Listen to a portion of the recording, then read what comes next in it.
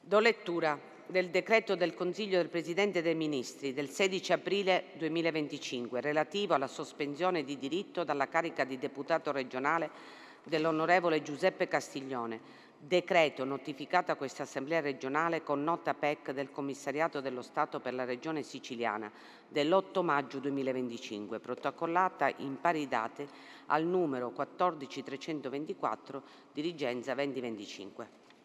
L'Assemblea ne prende atto.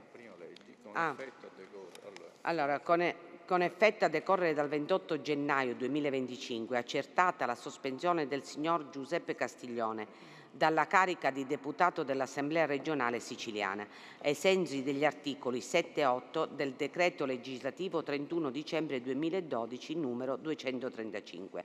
La sospensione cessa nel caso in cui, nei confronti dell'interessato, venga meno l'efficacia della misura coercitiva di cui all'articolo 8, comma 2 del decreto legislativo 235 del 2012.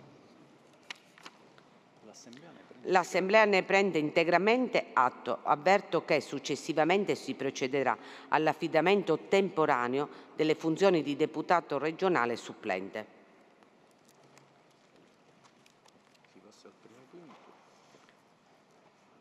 Il primo punto all'ordine del giorno, che reca affidamento temporaneo delle funzioni di deputato regionale supplente a seguito della sospensione di diritto dell'onorevole Giuseppe Castiglione alla carica di deputato regionale. Articolo 3, legge 30/94. Do lettura della nota pervenuta dalla Presidenza da parte del Presidente delegato ad hoc della Commissione per la verifica dei poteri. Onorevole Presidente, nella qualità di Presidente delegato ad hoc comunico che, in applicazione della legge numero 3094, la Commissione per verifica dei poteri, ai sensi dell'articolo 3 della medesima legge e del combinato disposto dell'articolo 4, parte secondo, dello Statuto della Regione e della sezione quarta del regolamento interno all'Assemblea, espediti i necessari accertamenti ai sensi dell'articolo 60 della legge regionale 29 del 1951 e successive modificazioni, legge elettorale siciliana, nella seduta del 13 maggio 2025 ha deliberato di affidare l'esercizio temporaneo alle funzioni di deputato regionale supplente al candidato Alessandro Porto, al quale nella lista provinciale avente la dominazione Popolari e Autonomisti per la circoscrizione di Catania, lista in cui era stato eletto l'onorevole Castiglione, sospeso di diritto dalla carica di deputato regionale con decreto del Presidente del Consiglio dei Ministri del 16 aprile 2025, di cui la Commissione ha preso atto. Segue immediatamente con voti 4.753 l'ultimo dei proclamati eletto, onorevole Castiglione. Tanto si comunica per gli adempimenti di competenza. Non sorgendo osservazioni, l'Assemblea prende atto delle conclusioni della Commissione per la verifica dei poteri. Dichiaro quindi supplente per il temporaneo esercizio delle funzioni di deputato dell'Assemblea regionale siciliana Alessandro Porto, fatto salva la sussistenza di motivi di ineleggibilità o di incompatibilità preesistenti e non conosciuti fino a questo momento. Avverto che da oggi decorre il termine di 20 giorni per la presentazione di eventuali proteste o reclami ai sensi dell'articolo 61,3 della legge regionale 20 marzo del 1951, numero 29, successive modifiche di integrazione. L'onorevole Porto è in aula? Sì, sta arrivando. Posso continuare o Poiché l'onorevole Porto è presente in aula e lo invito a prestare il giuramento di rito, do lettura alla formula del giuramento stabilita dall'articolo 6 delle norme di attuazione dello Statuto siciliano. Devi dare lettura della formula. Giuro.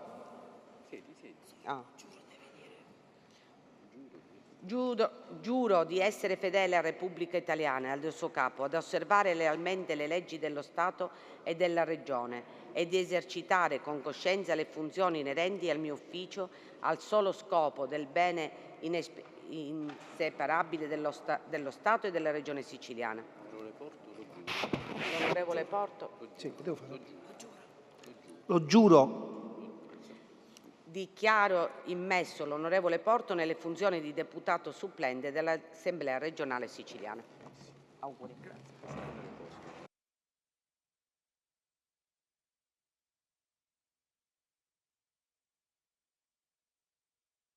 E fa l'intervento.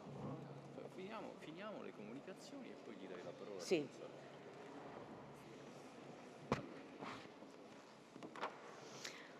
Avverto che il processo verbale della seduta precedente è posto a disposizione degli onorevoli deputati che intendono prendere visione ed è considerato approvato in assenza di osservazioni in contrario nella presente seduta.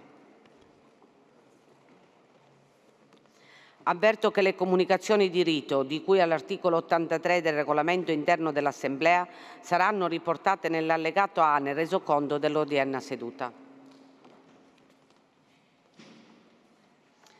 Comunico che, con protocollo numero 680 interna del 2025 del 7 maggio 25, l'Ufficio di Segreteria della Quarta Commissione Legislativa Permanente Ambiente, Territorio e Mobilità ha comunicato che nella seduta numero 147 del 7 maggio 2025 si è svolta l'interrogazione numero 1521, chiarimenti circa l'avviso pubblico per la concessione di agevolazioni in favore dei comuni per il sostegno delle attività di compostaggio di prossimità dei rifiuti organici. Azione 611 POFERS Sicilia 2014-2020.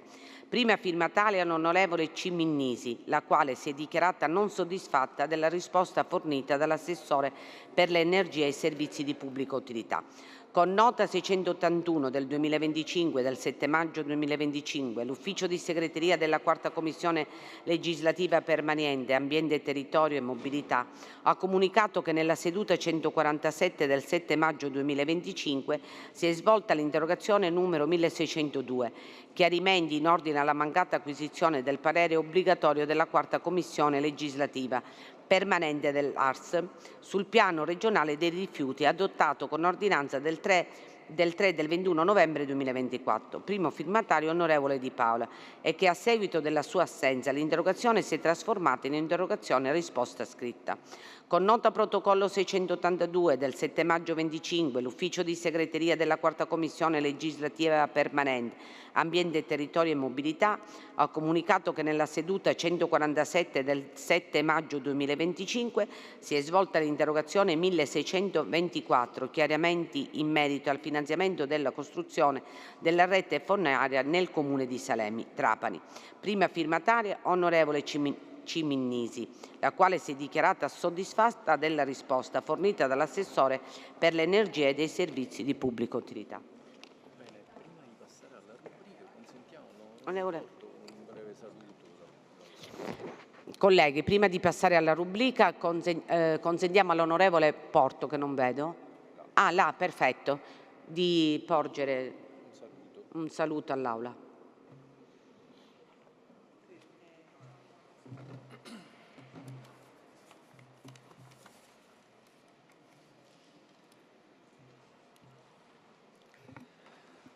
Grazie Presidente, grazie onorevoli colleghi, grazie anche alla Commissione Verifica Poteri che mi ha dato anche l'opportunità oggi di poter giurare nella giornata della votazione.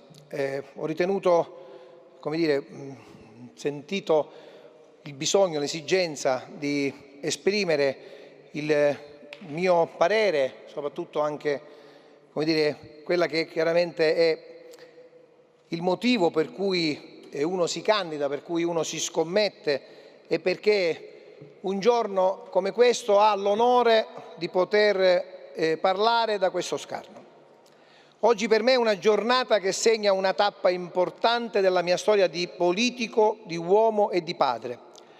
Sono ben consapevole dell'importanza dell'incarico che assumo e che costituisce per me una grande responsabilità nei confronti di tutti i siciliani e di voi che siete oggi presenti a rappresentare la nostra comunità. Eserciterò il mio mandato con impegno di dare voce alla pluralità che questa assise rappresenta, come deciso dalle tante e dai tanti siciliani che mi hanno dato fiducia nella scorsa tornata elettorale. Lo farò con orgoglio di rappresentare una comunità meravigliosa, la nostra, per il bene di tutti. Questa seconda parte della XVIII legislatura rientra in uno dei momenti più difficili della storia del nostro Paese e della nostra regione. I siciliani, come tutti gli italiani, si aspettano risposte concrete. Le aspettano i tanti giovani ancora in cerca di occupazione, le famiglie che rischiano di rimanere ai margini della società, i malati che chiedono una sanità più efficiente e tutte le forze sociali e produttive. Allo stesso modo si aspettano qualcosa di più coloro che disertano le urne, hanno espresso in modo chiaro ed inequivocabile una totale sfiducia verso la politica. È la fotografia di un sistema socio-economico che può e deve migliorarsi. Un sistema che forse oggi ha bisogno di rinascere, adottando un nuovo patto sociale, nuovi paradigmi, nuove priorità, che ripartono dai diritti fondamentali di partecipazione della cittadinanza e da un progetto di cambiamento sempre più inclusivo. Un modello di sviluppo che deve fare della cura e del benessere delle persone l'investimento principale delle risorse in linea con la direzione adottata dal resto del Paese e dall'Europa. Dobbiamo essere uniti. Noi in quest'Aula, maggioranza e opposizione, ciascuno con il proprio ruolo, con l'Europa e il nostro Paese da un lato e i comuni, le università, le scuole, il sistema produttivo dall'altro, per canalizzare e utilizzare al meglio tutte le risorse che abbiamo a disposizione. Non siamo condannati al profitto o allo scarto. O saprete coinvolgervi o la storia vi passerà sopra, diceva Papa Francesco ad Assisi nel suo messaggio ai giovani. Lavorando tutti insieme usciremo da questa crisi e sapremo allocare le risorse e le competenze in modo da aiutare davvero chi è più fragile, nel rispetto delle reali delle differenze tra le persone e tra i territori, come chiede la nostra Costituzione. È una visione questa, non un sogno. Dobbiamo ascoltare chi è in difficoltà e prendercene cura. Il mio auspicio è di occuparcene tutti attivamente, traducendo i bisogni di tutti i cittadini siciliani, donne e uomini, con provvedimenti concreti che ci aiutino nella lotta alla discriminazione e alla riduzione della forbice sociale. Dietro ciascuna di queste azioni dovremmo farci accompagnare dai valori dell'uguaglianza, della solidarietà, nel rispetto della sussidiarietà e valorizzando al meglio le competenze di tutti i livelli di governo, dai comuni alle province, fino alle organizzazioni sociali dei cittadini in un'ottica di leale collaborazione. Valori, questi ben presenti nello Statuto della nostra Regione che pertanto siamo chiamati a rispettare ed applicare. Auspico che tutti insieme possiamo trasformare l'Aula di questa Assemblea in un grande laboratorio di una nuova stagione legislativa, un laboratorio dell'attenzione e della cura che si occupi di semplificare il quadro normativo, purtroppo oggi farraginoso e poco al passo con lo sviluppo di una società e di un mondo che viaggiano a ritmi sempre più veloci, tali da rendere ancora più complesso il compito del legislatore e dei regolatori a tutti i livelli.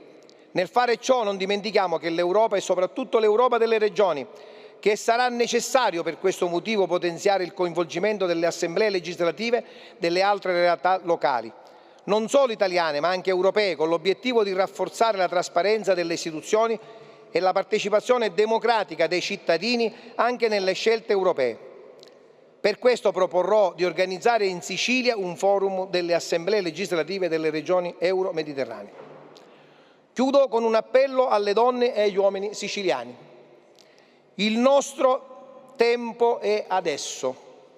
Accettiamo la grande avventura di essere noi stessi e lottiamo insieme senza paura per i nostri sogni.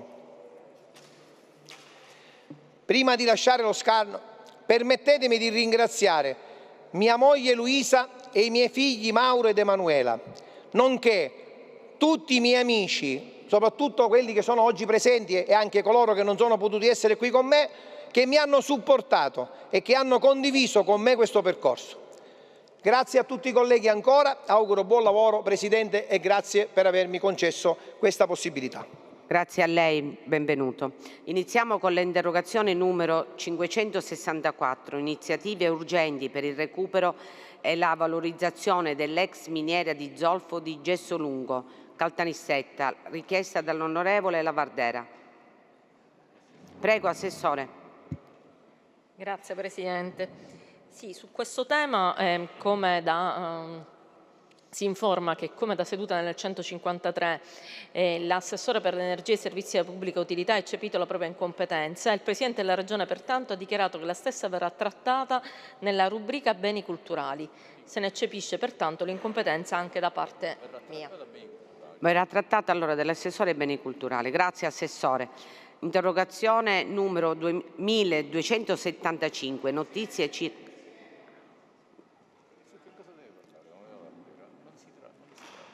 Sì, no, Verrà onestamente trattata in un'altra rubrica. Ho capito, Presidente, ho capito, ma io qua non parlavo dei beni culturali, io qua parlavo del fatto che c'è in questo momento la possibilità che ci possa essere all'interno di quella discarica dei rifiuti che non possono in qualche modo essere, insomma, competenze del territorio ambiente. Cioè, io non comprendo perché darlo a un altro assessorato. Se l'abbiamo fatto al territorio ambiente è perché ci siamo resi conto che questo argomento rientrava nell'alveo delle competenze dell'assessore riferimento. Quindi questo scarico di responsabilità o di competenze onestamente non lo comprendo e mi lascia perplesso rispetto al fatto che abbiamo dato una motivazione specifica e circoscritta sul fatto che questa miniera abbia ovviamente una situazione di difficoltà che va attenzionata. Quindi mi lasci esprimere attraverso questo intervento il disappunto rispetto all'ordine dei valori e ovviamente al modus operandi. Grazie.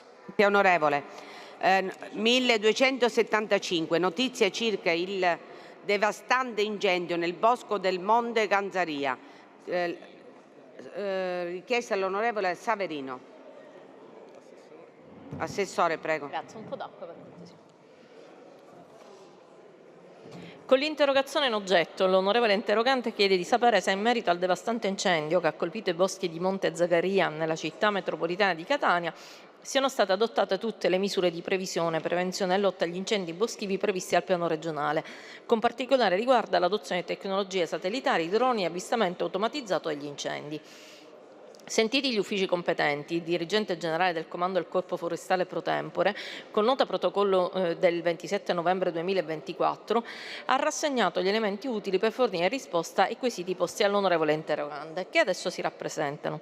Al fine di rafforzare le misure di contrasto agli incendi boschivi, si è richiesto a tutti gli uffici periferici del Comando, nel dare attuazione alla nota del Ministro per le Protezioni Civili e le Politiche del Mare del numero 1034 del 6 maggio 2024, recante raccomandazioni per una più efficace contrasto agli incendi boschivi in zone di interfaccia urbano-rurale e ai rischi conseguenti, il 24 gennaio 2024, con nota numero 6523, il Comando del Corpo Forestale ha introdotto la predisposizione del piano emergenziale antincendio boschivo, AIB, a livello regionale e provinciale per potenziare le misure di intervento in caso di incendi con codice rosso, in base alle indicazioni del sistema Copernicus e del decreto del Presidente del Consiglio. Inoltre, la legge regionale 16 gennaio 2024 numero 1 ha introdotto misure specifiche contro gli incendi, tra cui l'ampliamento della campagna antincendio boschivo 2024,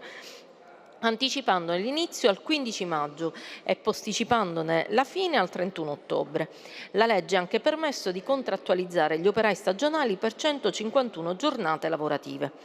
Per la stagione IB 2024 appena conclusa sono stati sottoscritti importanti accordi di collaborazione. L'8 maggio 2024 è stato firmato un protocollo di intesa con l'Arma dei Carabinieri per lo schieramento di un elicottero dal 1 luglio al 30 settembre 2024. Il 24 giugno è stato firmato il programma operativo annuale 2024 con il Corpo Nazionale dei Vigili del Fuoco, il Dipartimento della Protezione Civile e il Comando del Corpo Forestale della Regione Siciliana. In aggiunta agli accordi AIB 2024 sono stati stipulati ulteriori protocolli di intesa per la prevenzione degli incendi boschivi. Il 4 giugno è stato firmato un accordo interdipartimentale tra il Comando del Corpo Forestale della Regione Siciliana e il Dipartimento regionale dello sviluppo rurale. L'accordo prevede l'impiego del personale a tempo determinato del comparto agricolo forestale per attività di sorveglianza e controllo del territorio nelle aree a maggiore rischio incendi. Il 21 maggio 2024 è stato stipulato un altro accordo interdipartimentale tra il Corpo Forestale e il Dipartimento della Protezione Civile ai sensi dell'articolo 23 della legge regionale 9 del 2023. Questo accordo prevede l'impiego delle organizzazioni di volontariato per l'attività di vigilanza, controllo del territorio e supporto al comando del Corpo Forestale nelle aree nei periodi di maggiore rischio incendi. Queste misure adottate a livello regionale sono state attuate anche nella provincia di Catania.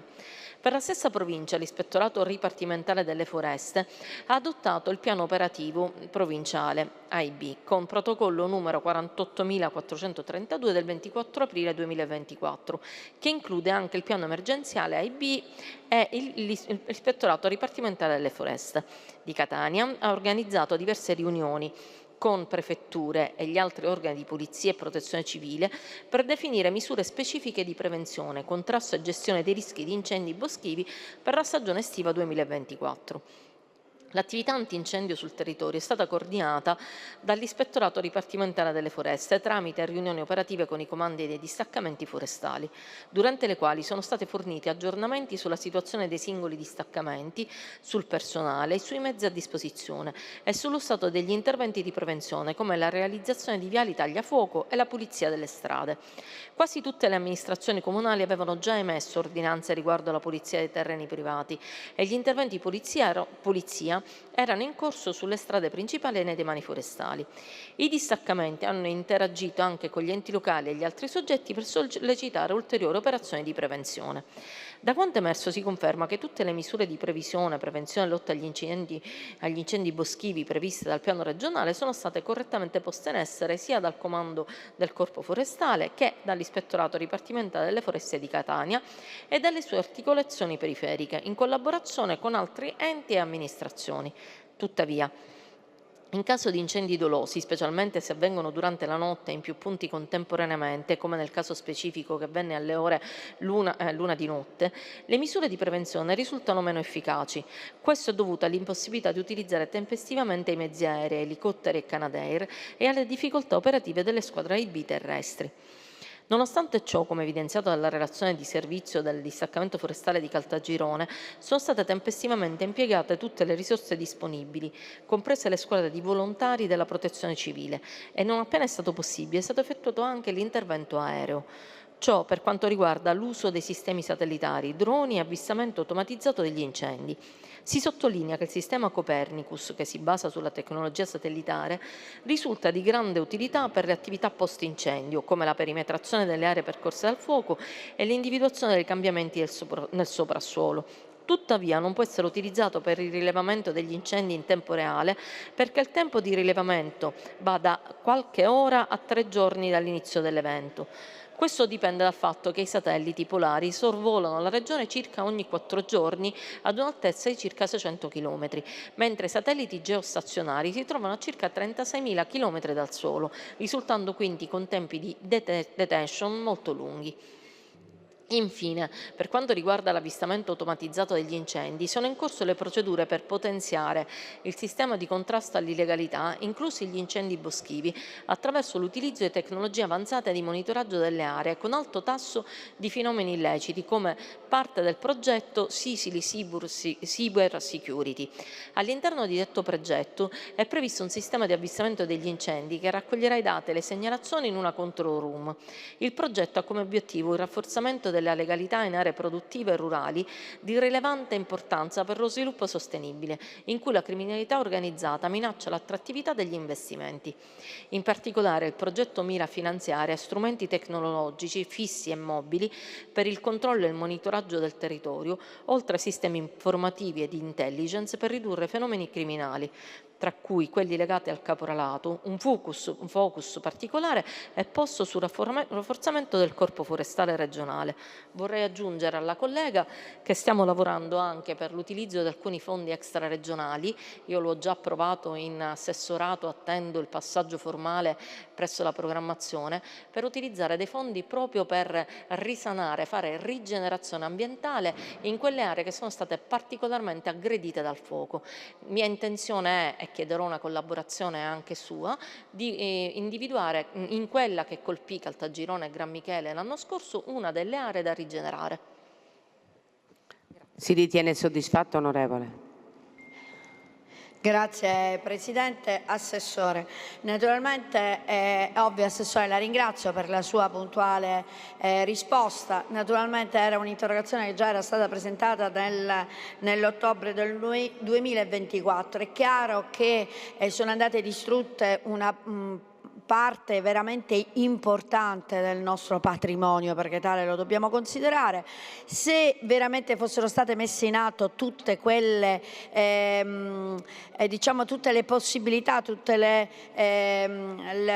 gli atti, tutto quello che si poteva fare, naturalmente credo che non ci dovremmo ritrovare di fronte a questa, cioè la giusta prevenzione, la giusta pianificazione, perché poi di fatto è venuto meno questo. È vero che dobbiamo ringraziare il Corpo Forestale e quanti appunto i Vigili del Fuoco, la Protezione Civile, perché hanno fatto un lavoro veramente encomiabile. Di fatto però noi oggi ci ritroviamo con una parte di bosco veramente distrutta, che ha rovinato quello che è anche il nostro patrimonio sotto tanti punti di vista, quindi non solo ambientale ma anche turistico e quant'altro.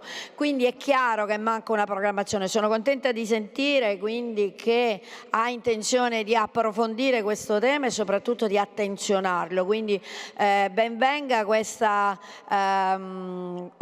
ricerca e questa determinazione anche di voler stabilire quest'area come punto, come osservatorio. Io spero, per sentirmi veramente soddisfatta, Assessore, di poter vedere al più presto che si possono fare azioni concrete per poter, sta iniziando l'estate e purtroppo sappiamo bene quello che abbiamo visto e quello che purtroppo continueremo a vedere, quindi speriamo che veramente le sue buone intenzioni poi possano avere un esito positivo. Grazie. Quindi parzialmente favorevole, Presidente.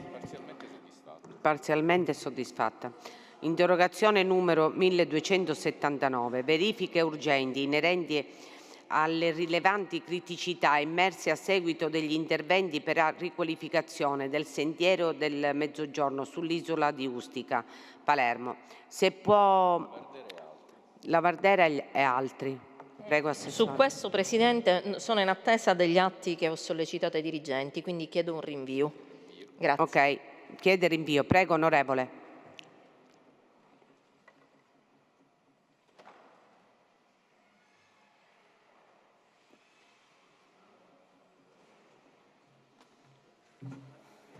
Sì, Presidente, mi chiedo cosa siamo venuti a fare. Onestamente dico, avevo due interrogazioni. Su due interrogazioni, come dire, l'assessore su una, tra l'altro ho fatto la ricognizione e la risposta è veramente da tragicomicità, perché il Presidente della Regione sull'interrogazione precedente la prima volta delega l'assessore all'energia, il Presidente della Regione delega l'assessore all'energia, è venuto in aula l'assessore all'energia a dire che non aveva competenze, il Presidente ridelega l'assessore Savarino e anche oggi dice di non avere competenze. Fondamentalmente è l'aggiunta del non sapete cosa dovete fare tra di voi.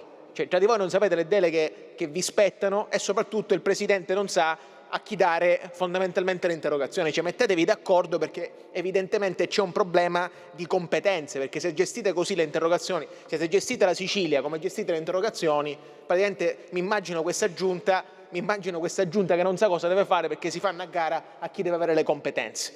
Detto questo, Assessore, cioè questa interrogazione non è una interrogazione che ho fatto una settimana fa, cioè l'ho fatta questa interrogazione come dire, in tempi non sospetti, sono passati mesi dalla presentazione di questa interrogazione.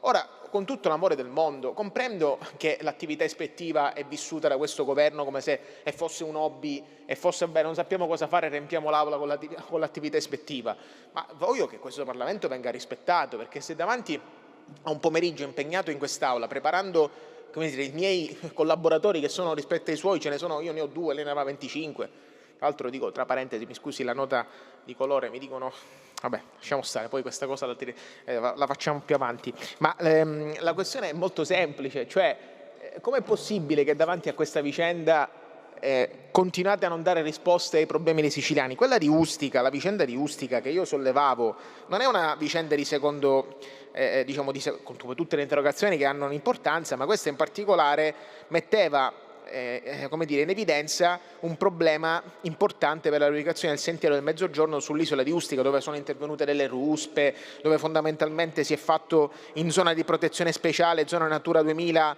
interventi diciamo poco conformi, dove sono stati utilizzati mezzi pesanti, ruspe. Quindi, come dire, l'urgenza rispetto a quello che è la concezione dell'ambiente era circoscritta e mi sarei aspettato una risposta specifica, contingentata e puntuale, cosa che purtroppo non è arrivata, per cui è l'andazzo che non va bene, non è se sono, come dire, sulla singola interrogazione sono d'accordo, non siamo d'accordo, siamo soddisfatti o non siamo soddisfatti o rimborsati. Qua si tratta di serietà rispetto ai temi che noi affrontiamo come Parlamento e questo governo che puntualmente non è preparato, cioè non è preparato. Assessore, me lo faccia dire, lei oggi è venuta alle interrogazioni e, come dire, è rimandata, non a settembre, è rimandata col debito, perché non mi può venire in aula quando c'è la discussione e dire no, i miei dirigenti ancora non hanno risposto. I dirigenti che ancora non hanno risposto, come dire, li mandi a casa, perché è un dirigente che, come dire, non ha a cuore quello che sono le priorità di un Parlamento che ha bisogno di essere e di svolgere attività ispettive. In qualsiasi azienda privata un atteggiamento di questo tipo viene punito in maniera, diciamo, ovviamente nei limiti di legge, senza, diciamo, colpo ferire. Per cui mi lasci, Presidente, esprimere questo disappunto complessivo in generale sull'andazzo dei lavori e poi, come sempre, come dire, l'attenzione che si ha rispetto ai temi, come dire, delle interrogazioni trattate sono quelle che sono, perché poi vediamo continuamente silenzi assordanti e mi auguro che qua l'onorevole Pellegrino possa parlare col suo tante cause e fare qualche cosa, perché poi sempre lui, aspetto ancora che mi fa un comunicato stampa, onorevole Pellegrino. Grazie onorevole Lavardera. Passiamo. Allora, intanto comunico che la Commissione Bilancio è in corso ed è autorizzata a riunirsi. Interrogazione numero 1280. Chiarimenti circa la realizzazione dell'impianto agrovoltaico per la produzione di energia elettrica in contrada Le Forche nel libero consorzio comunale di Trapani. Richiesta dall'onorevole Safina. Sì. Grazie Presidente. Onorevole Lavardera, in compenso alle ultime interrogazioni ho risposto per circa 2 ore alle sue interrogazioni, quindi oggi mi perdonerà se i miei uffici non sono riusciti a reperire la risposta esauriente a una delle sue.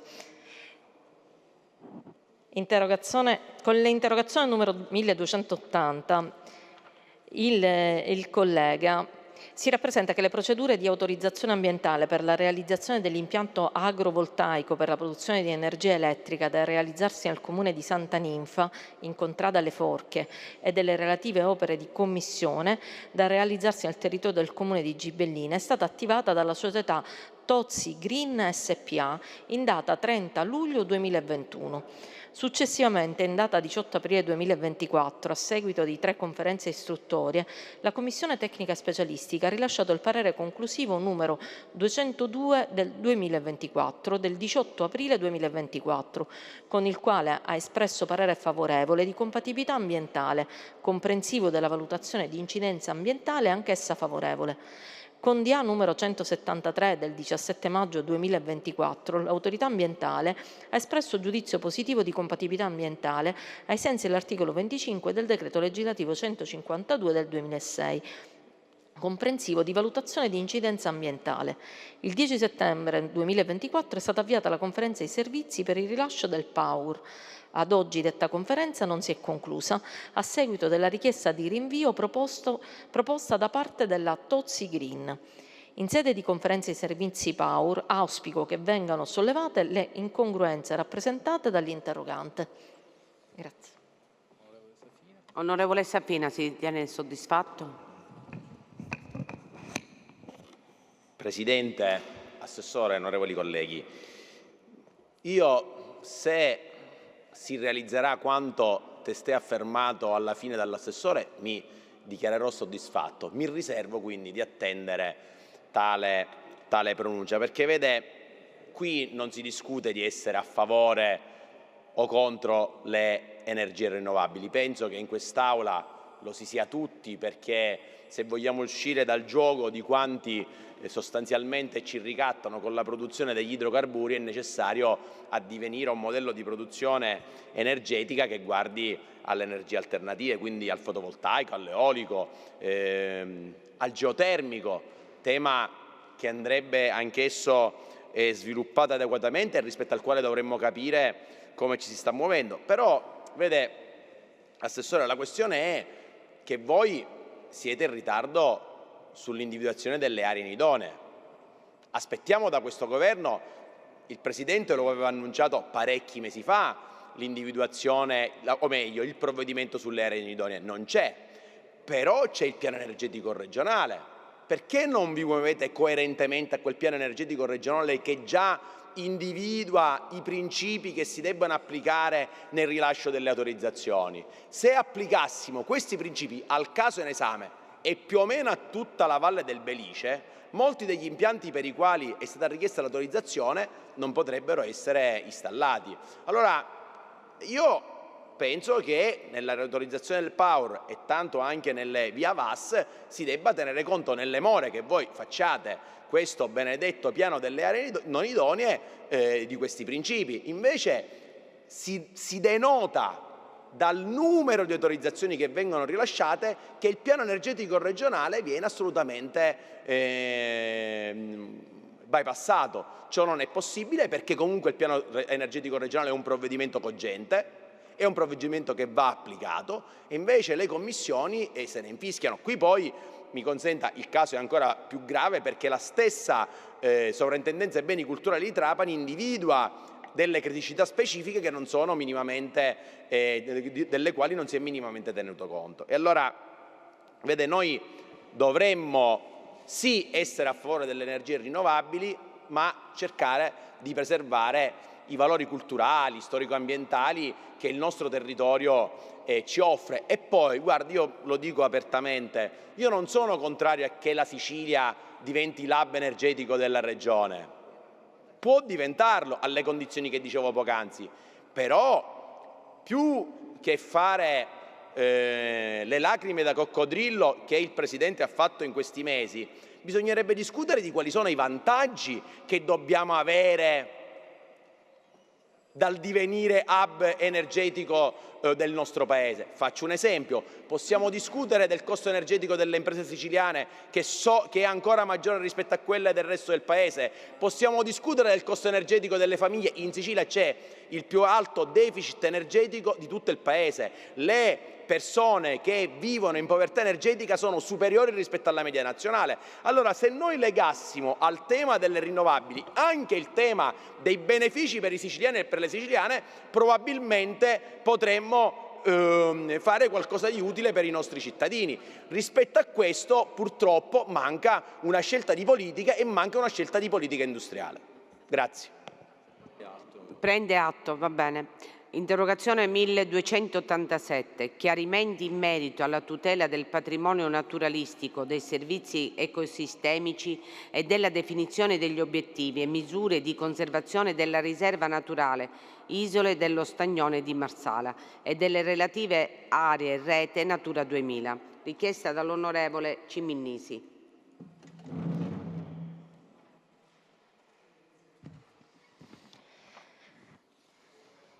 Allora, in merito ai quesiti posti all'onorevole interrogante, nello specifico chiede quali iniziative si intendono adottare per accelerare e coordinare la redazione e approvazione dei piani di utilizzazione o strumenti equivalenti previsti dalla normativa per le riserve naturali orientate e in particolare per la riserva dell'isola dello Stagnone di Marsala. Se si intende definire rapidamente, tramite gli uffici competenti, gli obiettivi e le misure di conservazione per i siti della rete Natura 2000 ancora sprovvisti, dando priorità all'area dello Stagnone di Marsala, se si ritenga necessario che l'ente gestore chiarisca l'opportunità di istituire una no-fly zone attorno all'area dello Stagnone di Marsala, se l'attuale organico della riserva naturale Isole dello Stagnone di Marsala sia ritenuto adeguato in termini di numero, professionalità, mansioni e competenze per le attività di tutela ambientale. Per quanto riguarda la redazione del piano di utilizzazione della zona B della suddetta riserva, ai sensi dell'articolo 23 della legge regionale 14 dell'88, il soggetto competente è il Comune di Marsala.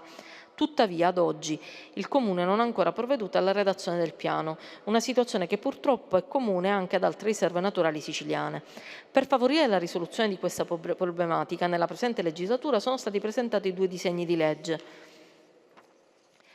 Il numero 62 del 21 novembre 2022 riguardante il sistema regionale delle aree naturali protette e riordino della gestione delle riserve naturali della rete Natura 2000 e il numero 111 del 30 novembre 2022 che prevede la creazione dell'ente Sicilia Natura.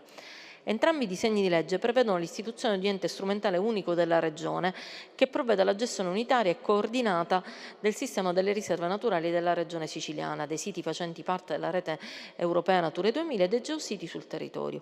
In particolare dovrebbe provvedere alla redazione di un unico piano, zona A e zona B, coordinato dall'ente gestore al fine di semplificare e velocizzare le attività. In merito al secondo punto, se si intenda definire rapidamente, tramite gli uffici competenti, gli obiettivi e le misure di conservazione per i siti della rete Natura 2000 ancora sprovvisti, dando priorità all'area dello Stagnone di Marsala, il servizio competente del Dipartimento Ambiente ha già disposto un finanziamento con decreto numero 243 del 3 marzo 2025 per il libero consorzio comunale di Trapani, che in qualità di ente gestore della riserva si è impegnato alla predisposizione di tali misure entro il 15 maggio di quest'anno. Ciò consentirà di definire con precisione gli obiettivi di conservazione per la riserva e garantire la protezione delle risorse naturali in essa presenti. In merito al terzo punto, la proposta di estendere il divieto di sorvolo attraverso l'istituzione di una no-fly zone, il vigente regolamento della riserva naturale orientata prevede già un divieto di sorvolo sia in zona A che in zona B e ne risultano al momento proposte per l'estensione di tale divieto alle aree circostanti la riserva. In merito al quarto punto, se l'attuale organico della riserva delle isole dello Stagnone sia ritenuto adeguato in termini di numero, professionalità, mansioni e competenze, è importante sottolineare che, in base al decreto presidenziale del regionale numero 70 del 19 aprile dell'89, furono previste 14 unità di personale per la gestione della riserva naturale della provincia di Trapani, suddivise tra un direttore tecnico, un ispettore tecnico, 2 caposervizi e 10 operatori. Attualmente l'organico della riserva gestita dal libero consorzio comunale di Trapani conta 6 unità a causa dell'assenza di un turnover del personale andato in pensione. In relazione alla possibilità di supportare sia in termini di risorse umane che economiche l'ente gestore della riserva, va ricordato che l'articolo 41 della legge regionale 14 dell'88 stabilisce che la dotazione organica complessiva per le riserve regionali non può superare le 500 unità e che il finanziamento per tale dotazione resta a carico della Regione. Grazie. Prego, onorevole. Grazie Presidente. Purtroppo mi devo dichiarare non soddisfatta, innanzitutto perché giustamente l'assessore ricorda, e mi fa piacere che lo faccia, che c'è un disegno di legge per l'istituzione di un ente gestore unico e quel disegno di legge reca la mia firma, quindi sollecito eventualmente la Presidenza a ad assegnare alla quarta commissione, che è la commissione competente, questo disegno di legge affinché finalmente possa andare avanti. Per quanto riguarda i piani di utilizzazione, è chiaro che l'interrogazione nasce dalla constatazione evidente che in assenza dei piani di utilizzazione, che in questo momento dovrebbero essere anche redatti dal Comune di Marsala, vige una condizione in cui non è chiaro cosa si possa fare e cosa non si possa fare, e questo pregiudica non solo le esigenze di tutela di un'area che è un'area protetta, ma pregiudica anche le legittime aspettative degli esercenti attività commerciali, sportive, che in quell'area sono molto insistenti. Quindi c'è la necessità di chiarire quali siano le attività che possono essere svolte e quelle che non possono essere svolte. E mi duole rammentare che io stessa nell'ultima occasione, nell'ultima finanziaria, avevo proposto un emendamento per sostenere economicamente i comuni, in particolare che hanno il compito, nella mancanza di una normativa alternativa, quindi nelle more che si possa arrivare al piano di gestione unico, per sostenere quei comuni che invece avrebbero l'onere e il dovere e l'obbligo di redigere i piani di utilizzazione. Quella norma non ha mai trovato accoglimento. Le misure di conservazione L'interrogazione è di 8 mesi fa, oggi siamo al 13 maggio, le misure di conservazione in mancanza dei piani di utilizzazione dovrebbero pervenire entro il 15 maggio, quindi tra 2 giorni mi aspetto e auspico che almeno possano esserci le misure di conservazione, perché siamo in procedura di infrazione, quindi sono ulteriori sanzioni che la nostra Regione continua a pagare per non essere nelle condizioni di adempiere a quegli obblighi che ci vengono imposti dalle normative comunitarie. Ed infine la questione della no-fly zone in realtà non è perfettamente aderente alla realtà, perché questa interrogazione nasce anche a seguito di alcuni eventi della scorsa estate, perché parliamo di un'interrogazione di 8 mesi fa, che ha visto il sorvolo dell'area da parte di alcuni piper, quindi di alcuni voli turistici, ovviamente non tenendo conto del fatto che la natura non conosce dei confini amministrativi delle riserve. La zona ed è incredibile che in 2 riserve limitrofe, quindi la riserva delle saline di Trapani, Paceco e Misiliscemi e la riserva invece dello Stagnone, si possa pensare che la no-fly zone possa rispondere ai confini amministrativi della regione e non invece ad una visione unica che è quella delle ZPS e ZSC, che invece sono un'unica area, quindi all'interno della stessa area di tutela convivono 2 regimi differenti, quindi per queste ragioni mi dichiaro non soddisfatta. Insoddisfatta. Non soddisfatta. 1298. Intendimenti circa l'applicazione e l'interpretazione della normativa nazionale ed europea e di provvedimenti giurisdizionali relativi alla connessione demaniali marittime. Sempre l'onorevole Ciminnisi ed altri. Sì, Presidente, grazie.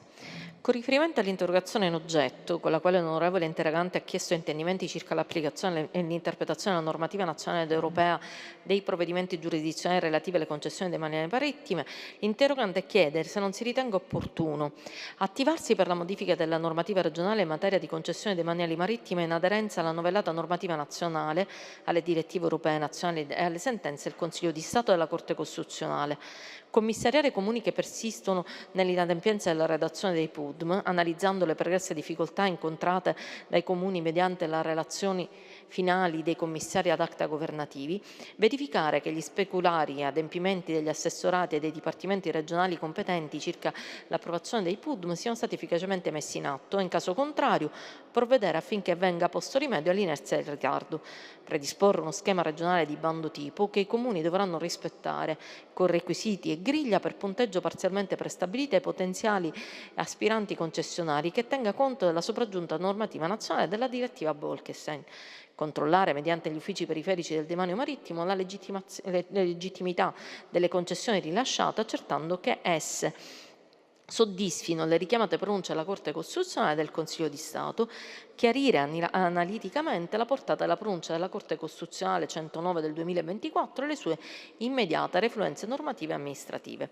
Si forniscono informazioni utili all'onorevole interrogante. Relativamente al punto A, il decreto legge 131 del 2024 è di fatto operante in Sicilia, è direttamente applicato. Relativamente al punto B, riguardante il commissariamento dei comuni che persistono nell'adempienza della redazione dei PUDM, occorre evidenziare che con direttiva assessoriale 3 gennaio 2025 è stata predisposta una nuova procedura per l'approvazione dei PUDM, finalizzata allo snellimento dei passaggi procedimentali previsti dalle circolari ARTA del 2017 e del 2018, al fine di velocizzare l'approvazione dei PUDM. Relativamente al punto C, la nuova procedura di snellimento per l'approvazione del PUDM non prevede il coinvolgimento di altri dipartimenti o assessorati. Relativamente al punto D, si rappresenta che, con decreto assessoriale del 19 febbraio 2025, sono state regolamentate le modalità di affidamento delle nuove concessioni demaniali marittime nel territorio della Regione siciliana. La procedura di affidamento si svolge nel rispetto di quanto indicato dall'Unione Europea e nel rispetto dei principi di libertà, di pubblicità, di trasparenza, di massima partecipazione, di non discriminazione e di parità di trattamento, anche al fine di agevolare la partecipazione delle microimprese, delle piccole imprese e delle imprese giovanili.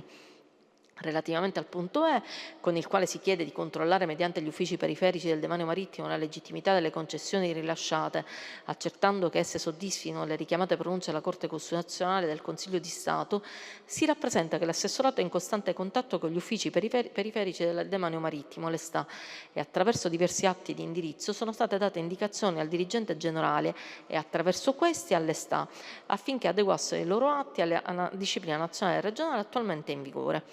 Infine, relativamente al punto F, nel rammentare che la Corte Costituzionale con sentenza numero 109 del 2024 riconosce l'incostituzionalità delle proroghe automatiche delle concessioni del demanio marittimo, poiché costituenti normativa primaria adottata in violazione dell'articolo 117,1 della Costituzione, l'assessorato si era già prodigamente attivato nel comunicare a tutti i concessionari data di scadenza al 31 dicembre 2023 delle concessioni demaniali marittime prorogate ope legis, immediatamente dopo la pubblicazione della sentenza dell'adunanza plenaria del Consiglio di Stato numero 17 e 18 del 2021, termine in ultimo prorogato al 31 dicembre 2024 e sulla scorta della legge numero 118, legge nazionale del 2022, successivamente prorogato al 2027.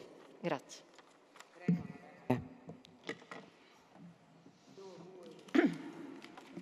Grazie Presidente. Allora, anche questa interrogazione purtroppo è risalente a molti mesi addietro ed è stata seguita ovviamente da una normativa sopravvenuta che quest'Aula ha approvato, che riguarda i procedimenti di approvazione dei PUDM e soprattutto il piano di utilizzo del demanio marittimo regionale. Quindi alcune cose sono in parte superate, il bando tipo, di questo ringrazio l'assessore, è stato ovviamente avviato anche su mia proposta.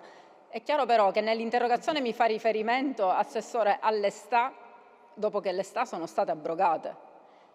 No, le STA sono state abrogate con un emendamento che abbiamo approvato, non ricordo ora esattamente quale, ma era quell'articolo 4 che è stato abrogato su sua richiesta, e oggi purtroppo dobbiamo constatare che nonostante le STA agissero con grandissima difficoltà, con carenza di personale, comunque oggi siamo in una situazione di limbo per cui le STA non riescono ad assolvere al loro ruolo, ma allo stesso tempo i comuni non sono pronti e noi lo sappiamo per certo che i SUAP non sono ancora nelle condizioni di poter garantire ai richiedenti quello che sarebbe, diciamo, auspicabile garantire in una regione che ha nel mare una delle sue risorse principali. È chiaro che nella logica del governo c'è questo tentativo di centralizzare tutto quanto, diciamo, in barba a qualsiasi logica di sussidiarietà e anche sconfessando tutto quello che è il governo precedente, rispetto al quale questo governo si pone o si dichiara di essere in continuità, si era portato avanti, diciamo, con i commissariamenti. Mi dichiaro non soddisfatta perché riteniamo non condivisibile tutta la linea politica che questo governo sta adottando sul demanio marittimo. Grazie. Non soddisfatta. 1325. Chiarimenti sul prosciugamento del lago Pergusa e notizie in merito a interventi e misure intraprese e da intraprendere per scongiurare la sua definitiva scomparsa. Onorevole Giambona. Grazie Presidente. Solo per dovere di cronaca all'onorevole Ciminnisi, la scorsa settimana abbiamo promosso un incontro ulteriore con i 123 comuni costieri insieme all'ANCI, perché queste misure poste in essere nell'arco di pochi mesi hanno portato da un unico PUDM approvato a 52 PUDM già adottati, e stiamo aiutando gli altri comuni a dotarsi di PUDM. Questo permetterà di applicare finalmente il principio di sussidiarietà voluto dalla legge 2005, cioè che siano i comuni a dare le nuove concessioni e non più noi. Questo è finalmente applicato un principio che pone a base anche la pianificazione. Comunque torniamo alle interrogazioni. L'interrogazione numero 1325 del collega Giambona. Con nota protocollo numero 34.130 del 21 novembre 2024, il Presidente della Regione ha delegato la sottoscritta a curare la trattazione della presente interrogazione. In riscontro all'atto ispettivo avente per oggetto chiarimenti sul prosciugamento del lago Pergusa e notizie in merito a interventi e misure intraprese da intraprendere per scongiurare la sua definitiva scomparsa. E in particolare si chiede di sapere se intendono riferire allo stato della questione inerente al lago di Pergusa e quali misure e interventi abbia posto in essere per scongiurare il suo definitivo prosciugamento e la scomparsa del lago, Se intendono attivarsi urgentemente con iniziative e soluzioni concrete ed efficaci per ricostituire la riserva idrica e per l'effetto il prezioso patrimonio della biodiversità esistente, quali iniziative efficaci intendono intraprendere per le finalità di cui sopra e quali strategie intenda porre in essere per una migliore e corretta gestione della riserva naturale speciale. Se non ritengano opportuno attivare urgentemente un tavolo tecnico per la ricostituzione ambientale, per salvaguardare le peculiarità del territorio e ciò che resta del lago di Pergusa, anche per realizzare gli obiettivi fissati dall'Unione Europea nella recentissima normativa Nature Restoration Law approvata il 17 giugno 2024. Il prosciugamento del lago di Pergusa è argomento attenzionato dall'assessorato al territorio e ambiente sin dal mio insediamento. Diversi sono stati gli incontri con il libero consorzio comunale di Enna per comprendere azioni intraprese da porre in essere al fine di scongiurare il prosciugamento del lago, nonché di preservare la biodiversità esistente. Con riferimento al prosciugamento si rappresenta quanto segue. Già lo scorso anno è stata effettuata la pulizia di numero 4 canali sottesi al bacino imbrifero, ricompresi tra la strada provinciale 103 e l'autodromo, in coerenza con gli impegni presi ai vari tavoli tecnici che si sono convocati all'uopo. Sono state svolte altresì azioni ricognitive con drone dell'area interessata dagli sbocchi dei canali adducenti le acque di pioggia, che hanno evidenziato l'esistenza di depositi detritici e alluvionali che si sono accumulati allo sbocco dei canali, determinando l'innalzamento della quota di fondo che ostruiva il regolare scolo delle acque verso il lago. A seguito degli esiti della predetta ricognizione, il libero consorzio comunale di Enna ha provveduto alla rimessa in pristino degli sbocchi finali, nonché alla disostruzione completa dei canali, assicurando in tal modo il raggiungimento delle acque piovane nella strada perilacuale. Per quanto attiene il canale noto come Canalone di Piano Mondelli, è stato effettuato il lavoro di pulizia che ha riguardato la parte a monte di competenza del Comune.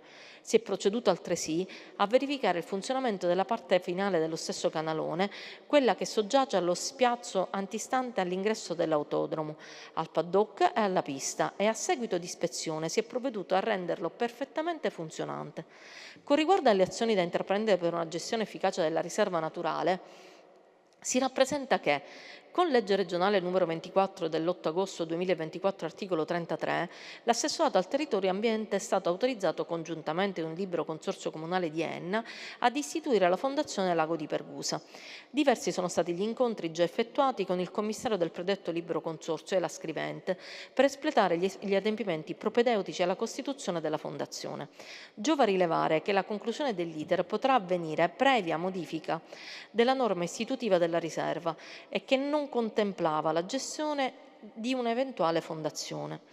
Relativamente all'ultimo punto dell'interrogante, come detto in precedenza, diversi incontri si sono tenuti presso l'assessorato al territorio e ambiente a tutela della riserva e con l'intento di preservare gli ecosistemi. Allo stato attuale i controlli sulla qualità delle acque effettuati periodicamente da ARPA consentono il controllo degli ecosistemi e della biodiversità, fermo restando che la sopravvivenza di tutte le specie vegetali ed animali è strettamente connessa alla presenza del mezzo idrico. La sottoscritta si impegna a continuare a monitorare lo stato dell'arte convocando di volta in volta gli attori competenti al fine di preservare il lago di Pergusa e i suoi ecosistemi. Tanto si doveva. Prego, onorevole Giambona, si ritiene soddisfatto? Grazie Presidente. Assessore, ho ascoltato con grande attenzione quella che è stata la risposta da lei fornita alla mia interrogazione. Devo dire di essere soddisfatto rispetto a quello che sono le azioni che sono state poste in essere sulle attività di adeguamento delle condotte, su quello che sono appunto gli interventi dal punto di vista infrastrutturale per permettere l'accesso delle risorse idriche, perché abbiamo conoscenza che questo lago si alimenta esclusivamente con le precipitazioni. Detto questo, le segnalazioni rispetto a quelli che sono i danni che possono essere conseguenti alle siccità erano già avvenute negli anni precedenti. Legambiente già nel 2023 aveva segnalato come ci potevano essere rischi, non solamente per il lago di Pergusa, Assessore. Nel 2024 ci sono stati prosciugamenti anche dello Iastro e del Fanaco. Tutte questioni che naturalmente necessitano una particolare attenzione da parte delle istituzioni affinché si proceda quanto più compiutamente ad azioni concrete anche nella direzione che ci indica l'Unione Europea. Nella mia interrogazione, tra l'altro, io le rappresento come c'è un'apposita direttiva dell'Unione Europea sul Nature Restoration Law, ovvero una serie di disposizioni che le istituzioni a tutti i livelli devono seguire per salvaguardare quelle che sono le biodiversità, tra l'altro del lago di Pergusa come di altre riserve naturali che hanno delle caratteristiche dal punto di vista della biodiversità senza eguali. Per cui il tavolo tecnico è assolutamente utile. La questione della gestione della riserva è fondamentale. Come in questo ambito ci sono altre questioni per le quali bisogna attivare le governance delle aree e delle riserve. In questo momento mi viene in mente quella di Isola delle Femmine, per esempio, per la quale ricorderà bene mi sono impegnato attraverso un'interrogazione, attraverso un'audizione, per la quale attendiamo una risposta da parte del Ministero dell'Ambiente su come mettere a terra una gestione adeguata di una riserva così importante per la provincia di Palermo, che in questo momento è senza governance e per la quale a distanza di diversi mesi attendiamo comunque una risposta per dare piena valorizzazione e fruizione di questo enorme e importante patrimonio naturalistico e di biodiversità. Il tutto avendo la piena consapevolezza, e concludo, che rispetto all'ambiente noi non abbiamo ereditato nulla dai nostri genitori, ma il nostro stato d'animo e sentimento è quello di averlo preso in prestito l'ambiente dai nostri figli e quindi che dobbiamo darlo a loro nelle condizioni migliori rispetto a come lo abbiamo trovato noi. Grazie. Si ritiene soddisfatto? Sì? Ok, grazie. Passiamo all'interpellanza numero 179. Interventi urgenti volti a potenziare l'organizzazione dell'ARPA Siracusa al fine di garantire la tutela ambientale dell'area ERCA di Siracusa. Richiedente l'onorevole Carta. Siccome non c'è, Assessore darà la risposta scritta. Grazie. 185. Iniziative per l'acquisizione dei fondi agricoli ricadenti nella riserva naturale orientata al lago di Soprano di Serra di Falco. Richiedente Di Paolo ed altri. Diamo la risposta scritta, Assessore. Ok, grazie Assessore. 189.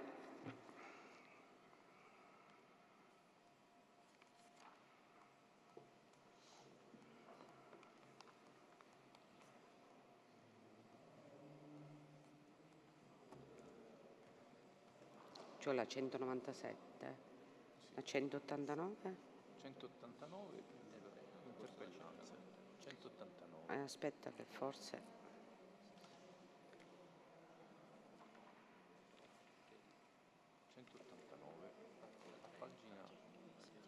189. Intendimenti del Governo in merito alla salvaguardia dell'Abies nebrodensis abete dei Nebrodi. Richiedente l'onorevole Venezia. Sì, Presidente, grazie. L'onorevole interpellante chiede di conoscere con l'interpellanza in oggetto se non intendono mettere in campo, alla luce della consistenza numerica dei semenzai, un piano straordinario per la salvaguardia dell'abete dei Nebrodi, favorendo la piantumazione della specie in ambienti e microhabitat adatti e in particolare nei comuni montani della Sicilia. A riguardo si rappresenta che in merito al vivaismo forestale e alla propagazione dei semi, la competenza è in capo al Dipartimento dello Sviluppo Rurale e Territoriale. Per quanto attiene la salvaguardia dell'abete dei Nebrodi, il Parco delle Madonie nel corso degli ultimi anni ha avviato progetti e strategie per la tutela e la salvaguardia della specie, nonché per la sua diffusione. Di seguito si riportano gli interventi attuati per la specie. 1. Life Natura 2000, conservazione in situ ed ex situ dell'abete dei Nebrodi. Coordinatore Ente Parco delle Madonie, partner Dipartimento Scienze Botaniche di Palermo, azienda regionale Foreste Demaniali, Comuni di Pulizzi Generosa, Giardino Botanico Università di Valencia, Università di Sofia, Università di Patrasso. Importo totale del progetto 1.161.548 euro. Compreso di cofinanziamento. Il progetto ha perseguito la conservazione della specie Relitta abies dei Nebrodi attraverso interventi in situ ed ex situ. Le azioni in situ hanno incluso misure di protezione diretta con recinzioni e graticciate per salvaguardare gli esemplari naturali. Le attività ex situ hanno previsto la creazione di parcelle sperimentali per definire le condizioni ecologiche ottimali e programmare interventi di ripopolamento sia nell'area originaria, che è quella di Polizzi Generosa, sia in zone idonee circostanti. È stata inoltre avviata una produzione controllata di semi ottenuti mediante impollinazione manuale con tecniche di isolamento meccanico per garantire la purezza genetica. I semi sono stati coltivati in vivaio per ottenere piantine da utilizzare in interventi di rimboschimento ed affidare a enti pubblici o privati. Ulteriori azioni hanno incluso censimento e selezione di abeti mediterranei potenzialmente inquinanti geneticamente, con l'obiettivo di eliminarli progressivamente, creazione di un arboreto clonale con marze innestate su porta innesti idonei, attività di monitoraggio e raccolta dati in una banca dati dedicata.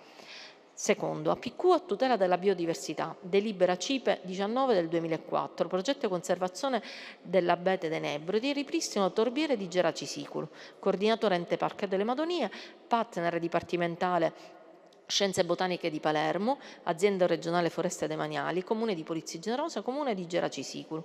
Importo totale del progetto 1 milione.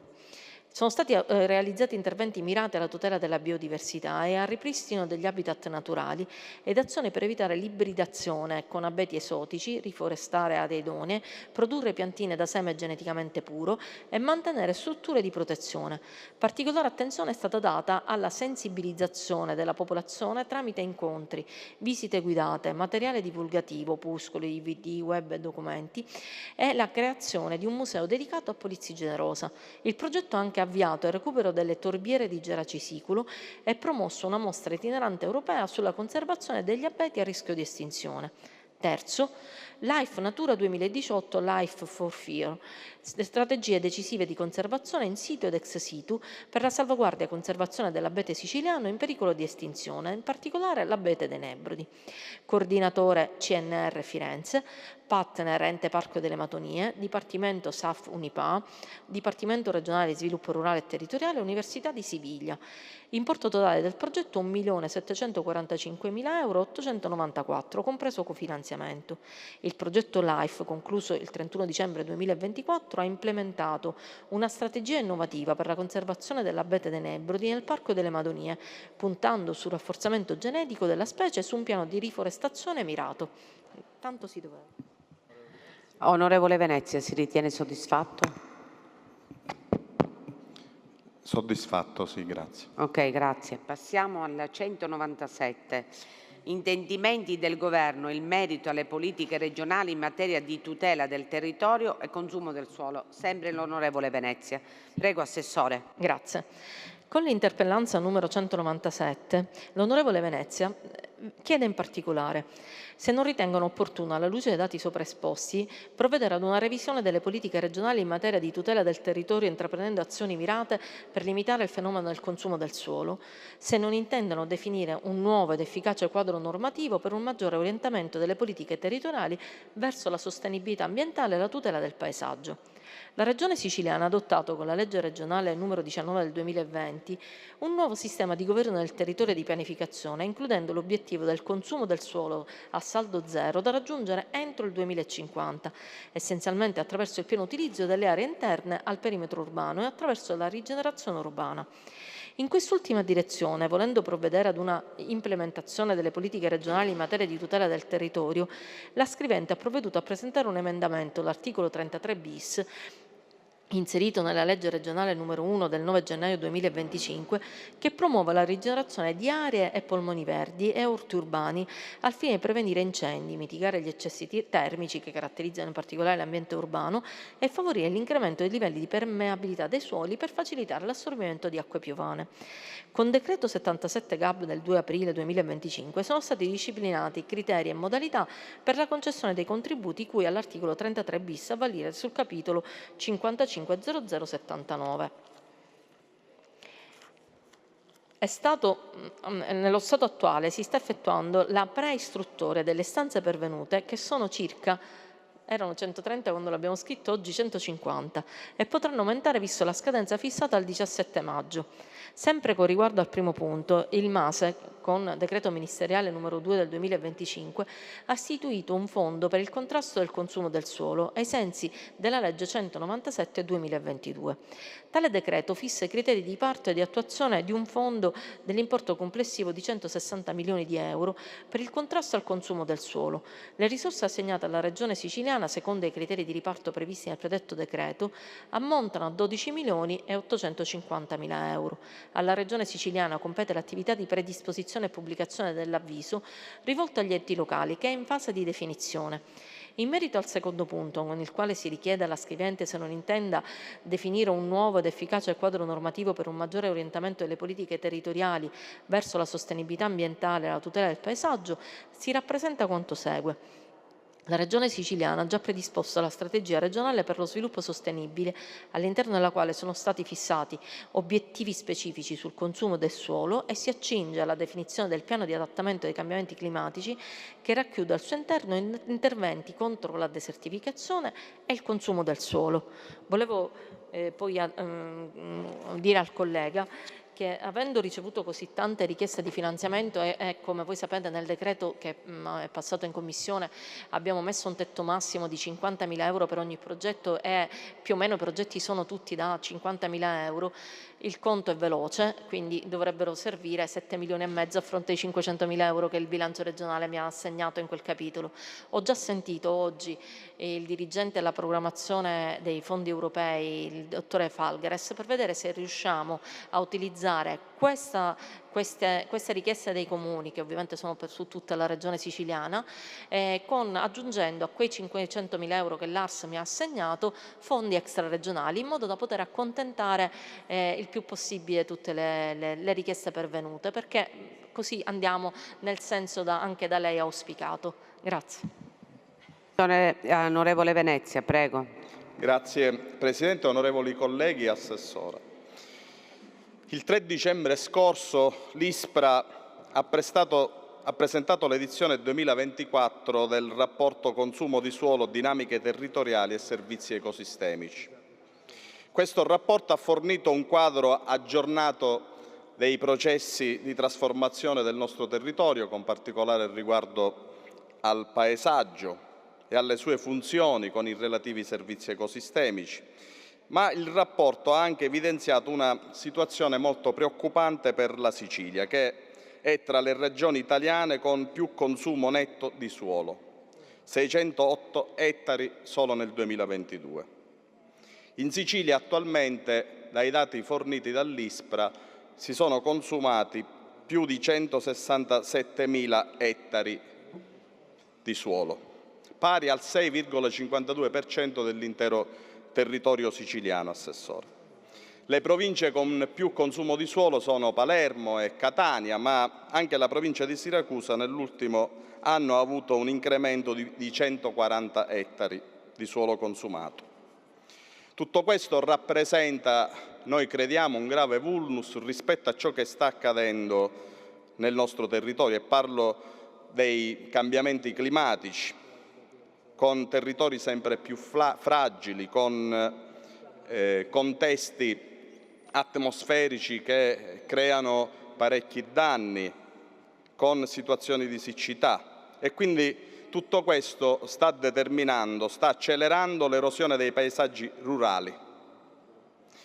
Si consumano 2,5 metri quadrati al secondo. Si tratta di un ritmo che noi reputiamo assolutamente non più sostenibile. Lei faceva, Assessore, riferimento alla legge 19 del 2020 che prevedeva l'azzeramento del consumo di suolo entro il 2050.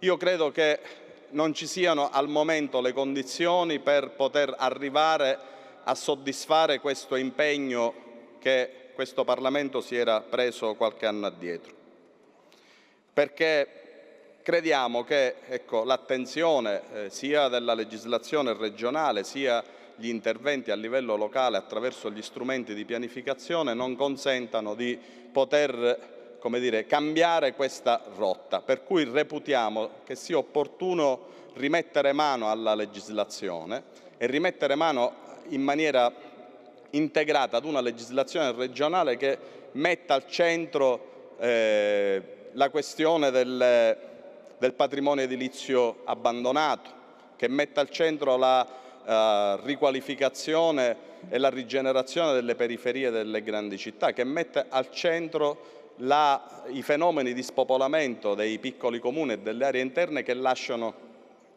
anche tracce, diciamo, di un fenomeno di abbandono rispetto al quale servirebbe un approccio nuovo e integrato. E poi ovviamente vorrei segnalare, Assessore, considerando la sua sensibilità sul tema, che questo Parlamento aspetta ancora da quasi un anno dal Governo regionale, ma le competenze non sono sue ma dell'assessorato all'energia, un'apposita legge regionale che possa regolare le aree idonee e le aree non idonee ai fini, diciamo, del fotovoltaico nelle aree rurali. Si sta verificando, come abbiamo denunciato in altri contesti, l'affermarsi del cosiddetto latifondo energetico che, approfittando della crisi del comparto agricolo, sta spingendo le multinazionali ad investire acquistando centinaia, migliaia di ettari. Tutto questo, oltre a deturpare il paesaggio, io credo che comprometta la missione che noi tutti abbiamo. Per cui, nel ritenerci parzialmente soddisfatti dalla risposta alla nostra interpellanza, manifestiamo il nostro pieno apporto affinché si possa ancora una volta legiferare e approdare, diciamo, a normative che ci possano consentire, non nel 2050 ma anche prima, di arrivare al consumo suolo zero. Grazie. Grazie onorevole Venezia. Interpellanza parzialmente soddisfatto. Interpellanza numero 199, intendimenti in merito all'avvio di una strategia di rilancio del Parco delle Madonie, richiesta dell'onorevole Giambona. Prego, Assessore. Sì, grazie Presidente. Con l'interpellanza numero 199 l'onorevole Giambona chiede di conoscere se intendono istituire un tavolo tecnico volto a pianificare una strategia di rilancio del Parco delle Madonie attraverso il coinvolgimento di tutte le istituzioni e gli attori competenti al fine di affrontare in modo coordinato ed efficace le diverse criticità e potenzialità del parco, fra cui quelle sopra elencate. Premesso che i rifugi non sono di competenza del Parco delle Madonie né dello scrivente assessorato in quanto fanno capo allo sviluppo rurale, e che per le problematiche inerenti alla gestione dei turisti il sabato e la domenica a piano battaglia, oltre che alla gestione dei rifiuti, sono in capo a più enti, tra cui la città metropolitana. Sicuramente i parchi possono essere parte attiva per coordinare un'azione che è complessa e che necessita del coinvolgimento di tutti gli attori istituzionali preposti. In tal senso ci siamo mossi non solo per le problematiche del Parco delle Madonie, ma per tutti i parchi e tutte le riserve, onde evitare di fare solo conservazione, ma di partire da una programmazione solida che miri alla fruizione. Nei giorni scorsi, infatti, è stato approvato un emendamento che è in corso di pubblicazione, fortemente sostenuto dalla scrivente, finalizzato alla modifica della legge 98 dell'81, con l'obiettivo di restituire ai parchi una governance stabile mediante l'istituzione di un elenco di soggetti idonei a ricoprire il ruolo di direttore. Tale misura, volta a superare l'attuale prassi delle reggenze temporanee, permetterà di avviare una programmazione rinnovata che coinvolga tutte le istituzioni competenti al fine di affrontare in maniera sistematica le criticità attualmente riscontrate. Ovviamente, collega, io sono a disposizione per qualsiasi incontro lei voglia promuovere anche nei miei uffici. Secondo me diventa importante avviare finalmente i parchi ad avere una governance stabile e dopodiché possiamo lavorare insieme, in sinergia, per dare una pianificazione, una programmazione che possa guardare al futuro, dando maggiore respiro. Grazie. Prego, onorevole Giambona. Grazie Presidente, onorevoli colleghi, Assessore. Nel dichiararmi parzialmente soddisfatto rispetto a quella che è la sua risposta alla mia interrogazione, faccio diciamo, qualche considerazione. Intanto questa interrogazione nasce a seguito di alcuni fatti di cronaca che sono per così dire passati agli onori della cronaca stessa quest'inverno, quando Piano Battaglia nel mese di gennaio ha registrato notevoli disagi legati alla presenza importante di avventori e turisti che di fatto hanno messo a disagio i fruitori ma anche le comunità di Piano Battaglia, le comunità di Petriele Sottana, dove che insiste appunto questo importante luogo nel cuore massiccio delle Madonie, tra il complesso di Monte Pizzo Carbonara e Monte Mufara. In quelle occasioni ci sono stati anche alcuni incidenti, in un weekend solamente ci sono stati 13 incidenti, disagi sulla viabilità, carenza di servizi, insomma tutta una serie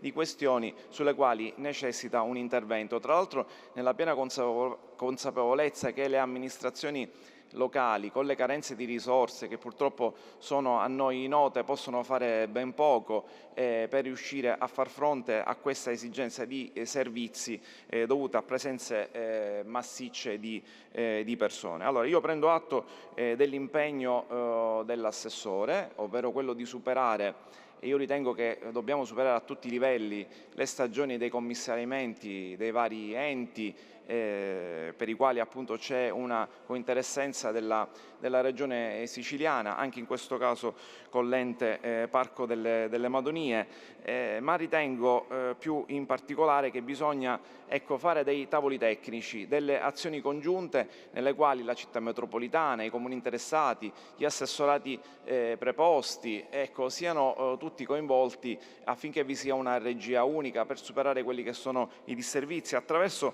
azioni concrete che possono prevedere anche delle azioni di restringimento degli accessi, regolazione degli accessi, adeguate infrastrutture come ad esempio parcheggi, prevedere delle navette o prevedere anche delle infrastrutture anche solo per i servizi igienici che purtroppo non sono molto spesso adeguati. Un sostegno sicuramente per i comuni, perché abbiamo la perfetta consapevolezza che in alcune aree come quelle delle Madonie la presenza di riserve, risorse naturalistiche, appunto come i boschi, sono il volano, in alcuni casi l'unico volano per contrastare a quello che è lo spopolamento delle aree interne e delle aree montane.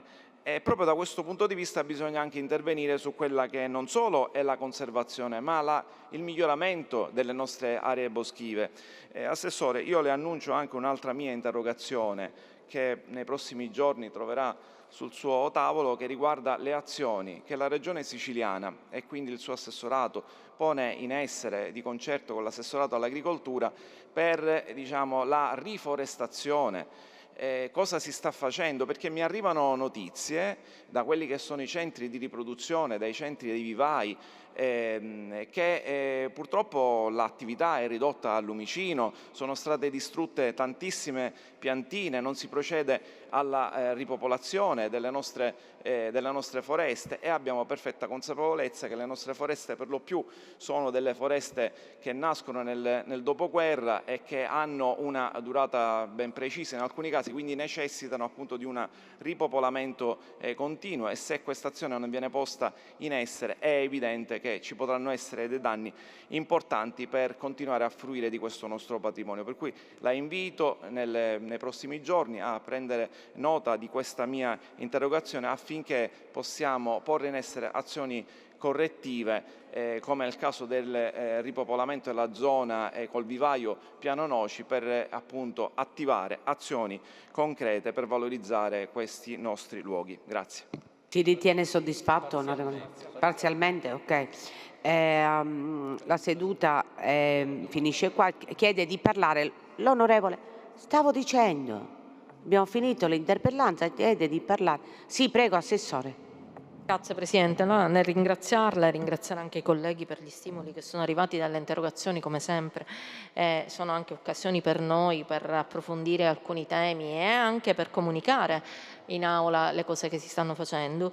Volevo ricordare all'onorevole Venezia che il tema sulla rigenerazione urbana è stato uno dei primi articoli in finanziaria, penso nella prima finanziaria che fu approvato, era un tentativo di finanziare con fondi extraregionali allora era la vecchia programmazione FSC, l'allora assessore Falcone disse che si poteva fare, avevamo predisposto un articolo che fu poi gradito a tutti, quindi se non ricordo male votato all'unanimità, per finanziare la rigenerazione urbana dei piccoli borghi, dando priorità ai comuni delle aree interne, aree montane e piccoli borghi, con un finanziamento a fondo perduto di 40.000 euro per le coppie che avevano residenza lì o la spostavano.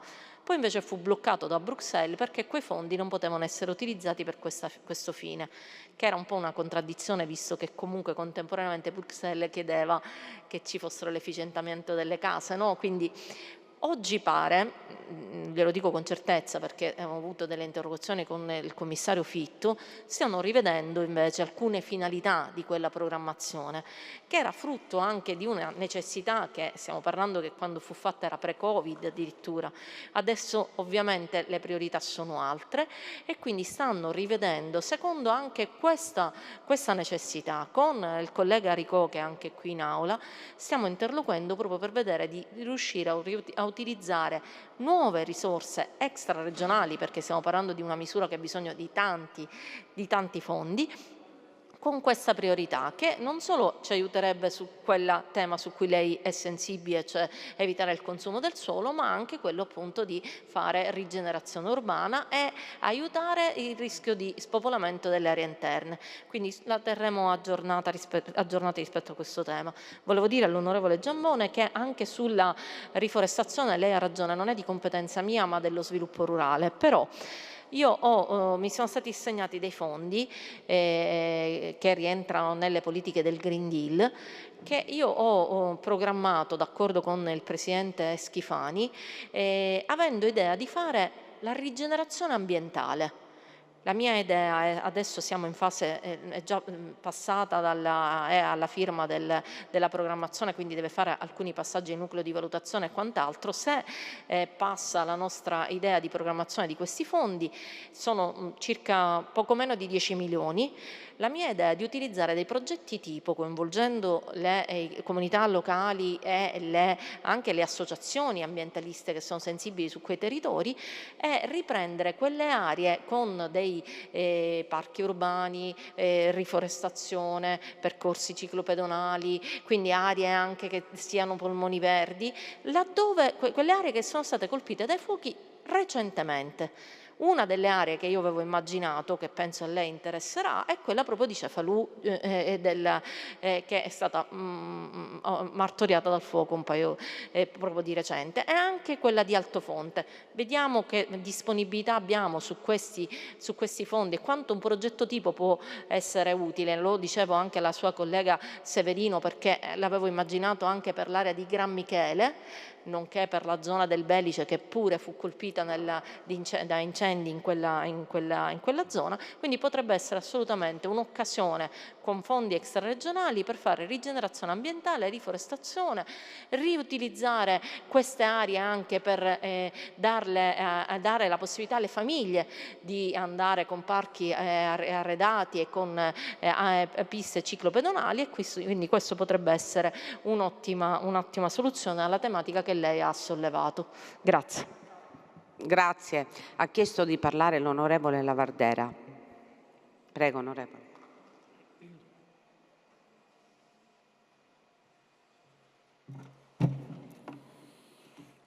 Grazie Presidente. Prego. Onorevoli colleghi, oggi non posso tacere, oggi non possiamo più nasconderci dietro l'alibi della distanza, delle competenze, della prudenza diplomatica. Oggi dobbiamo scegliere se stare dalla parte della vita o dalla parte della morte. Non è una questione politica, non è una questione di equilibri internazionali, è una questione di coscienza, è una questione di umanità. Troppo spesso il dibattito su ciò che accade in Medio Oriente diventa una curva da stadio, dove si tifa per uno Stato o per l'altro, dove si azzerano le vittime dell'uno o dell'altro a seconda della bandiera. Io rifiuto questa logica, la rifiuto con ogni fibra del mio essere. Io oggi prendo posizione, non contro un popolo, ma in favore della vita, della dignità, della giustizia, della verità. La Sicilia, terra millenaria di incroci e incontri, non può restare in silenzio mentre a poche migliaia da noi si consuma un genocidio. Sì, genocidio diciamolo, gridiamolo, per oltre 70 giorni nella striscia di Gaza non è entrato un solo camion di cibo. Bambini, donne, anziani lasciati morire lentamente di fame, sete e privazioni. Questa non è difesa, questa è vendetta, questa è barbarie. E no, non abbiamo paura delle parole. Quello che sta accadendo a Gaza è l'annientamento di un popolo, è cancellazione, è un crimine contro l'umanità. Sì, condanniamo l'attacco di Hamas del 7 ottobre senza esitazioni, senza ma un crimine non giustifica un altro. Una ferita non autorizza la distruzione di un intero popolo. La risposta di Israele è stata disumana, eccessiva, sproporzionata. Bombardare ospedali, scuole, campi profughi, impedire l'accesso dell'acqua e al pane. Questo non è autodifesa, è punizione collettiva, è rappresaglia, è terrore di Stato. La Corte Penale internazionale lo ha riconosciuto. Ha emesso un mandato di arresto contro il primo ministro israeliano Benjamin Netanyahu. Crimini di guerra, per crimini di guerra e crimini contro l'umanità. Non è un'opinione, è giurisprudenza, è diritto, è giustizia. E ora vediamo alcuni leader occidentali screditare la Corte, attaccarne la legittimità. Ma così facendo non si attacca solo un tribunale, si delegittima l'intero impianto del diritto internazionale, si manda al mondo un messaggio pericoloso, che la giustizia vale solo per i deboli, che il diritto si applica a seconda della convenienza. Ma la giustizia non è geometria variabile, o vale per tutti o non vale per nessuno. Noi chiediamo coerenza, coraggio, onestà, chiediamo che l'Europa e l'Italia abbiano il coraggio di condannare il primo ministro israeliano, come hanno condannato Putin, con la stessa voce, con la stessa forza, con lo stesso sdegno. In quest'Aula, Presidente, lo so, non facciamo politica estera, non è nostra competenza, però possiamo fare politica della coscienza e oggi il dovere morale ci impone di alzare la voce. Basta silenzio, il silenzio è complicità, il silenzio uccide. Chiediamo il cessate il fuoco immediato, chiediamo che si apra ogni corridoio umanitario, chiediamo che si fermi questo genocidio, ora, subito, senza condizioni. Chiediamo che l'Italia e l'Unione Europea sostengano attivamente la Corte Penale Internazionale, riconoscendo lo Stato di Palestina, come previsto dal diritto internazionale, e interrompano ogni ambiguità che legittima la violenza. Mi rivolgo al Presidente della Regione Renato Schifani. Presidente, la nostra Regione non può sottrarsi a questa responsabilità. Chiediamo che lei si faccia messaggero presso il Governo nazionale di questo grido. Non resti neutrale, non resti diplomatico, resti umano. La Sicilia è cuore del Mediterraneo e nel cuore c'è vita, non indifferenza. La nostra storia ci ha insegnato a cogliere, non a escludere, a curare, non a distruggere, a unire e non a dividere. E allora sia la Sicilia oggi la prima a dire basta, la prima a chiamare la pace per nome, e chiediamo che la Sicilia non sia solo testimone ma protagonista, che si proponga come sede di una conferenza di pace per il Medio Oriente, mettendo al centro la dignità umana e la giustizia internazionale. Permettetemi in conclusione in questa sede anche una riflessione personale. Io sono cristiano e so bene cosa dice la Bibbia. Pregate per la pace di Gerusalemme, quelli che ti amano vivano tranquilli. Salmo 122, verso 6, l'ho letto, l'ho meditato, ci ho creduto, ma oggi dico, pregare per la pace non significa giustificare l'ingiustizia, non significa chiudere gli occhi, non significa accettare il massacro, e mi rivolto a certi pensieri protestanti secondo cui bisogna pregare solo per Israele. Israele non è un popolo di Dio solo perché lo dice la storia, perché il Dio in cui credo, il Dio fatto uomo in Gesù Cristo, non ha fondato il suo messaggio su una nazione, ma sul valore della vita. Gesù non ha mai benedetto i missili, non ha mai legittimato la fame come arma, non ha mai detto Dio è con chi uccide. Quando si affama un popolo, quando si bombardano scuole e ospedali, non si agisce nel nome di Dio ma contro di Lui. E se è vero che Israele ha avuto un posto nella storia della fede, è altrettanto vero che risponderà davanti a Yahweh per aver rinnegato il principio sacro della vita. Chi nel nome della religione giustifica lo sterminio tradisce Dio. Il Dio che servo non ha bandiere, non ha confini, non ha droni, ha solo croce e mani tese. Oggi non parlo contro nessuno, parlo per tutti. Parlo per chi non ha voce, per chi muore in silenzio, per chi non può scappare. E da questa Sicilia, terra di resurrezione, diciamo al mondo: non stiamo zitti, non siamo neutrali, noi siamo umani. Noi stiamo dalla parte della vita, sempre, ovunque, chiunque. Basta al genocidio. Grazie onorevole Lavardera. Ha chiesto di parlare l'articolo 83 l'onorevole Giambona. Basta.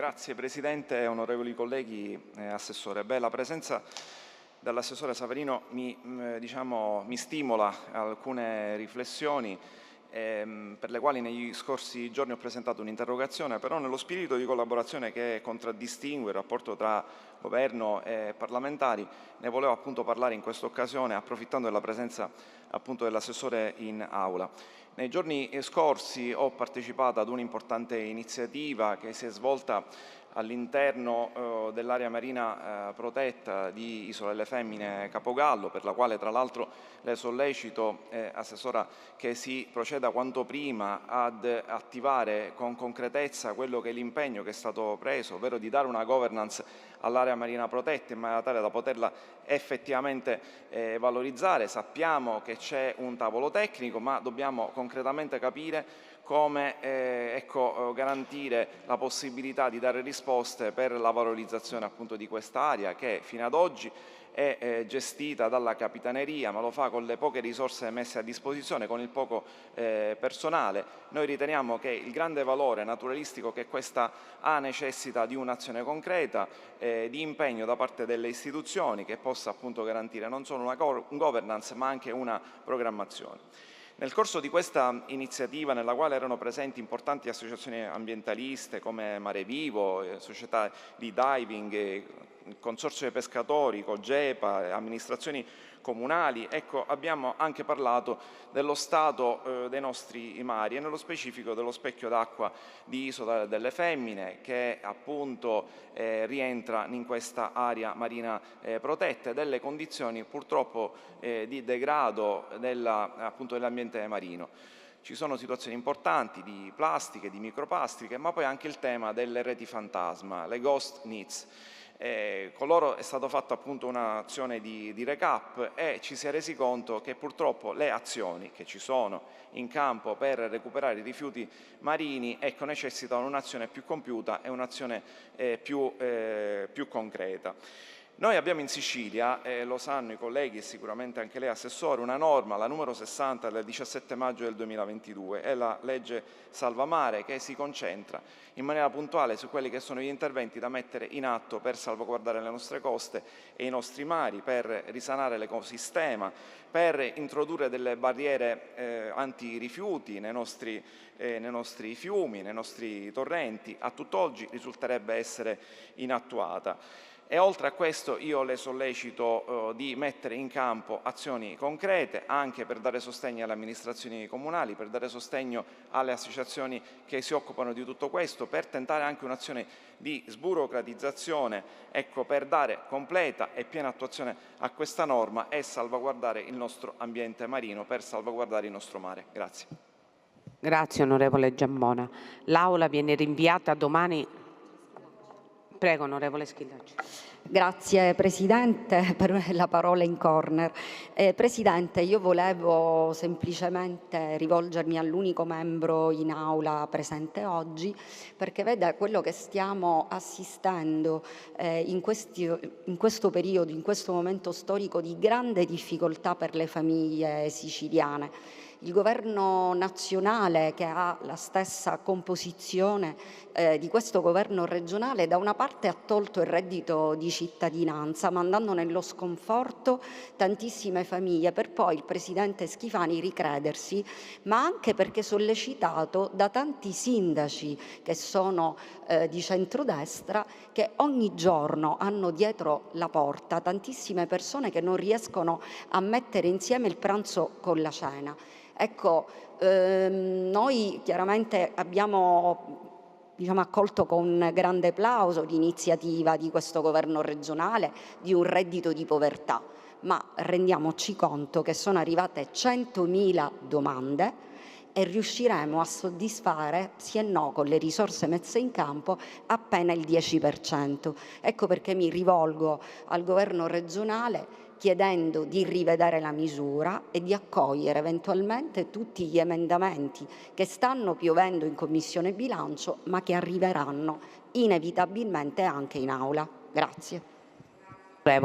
Allora, l'Aula viene rinviata domani alle 15:30, domani 14 maggio 2025. L'Aula è chiusa.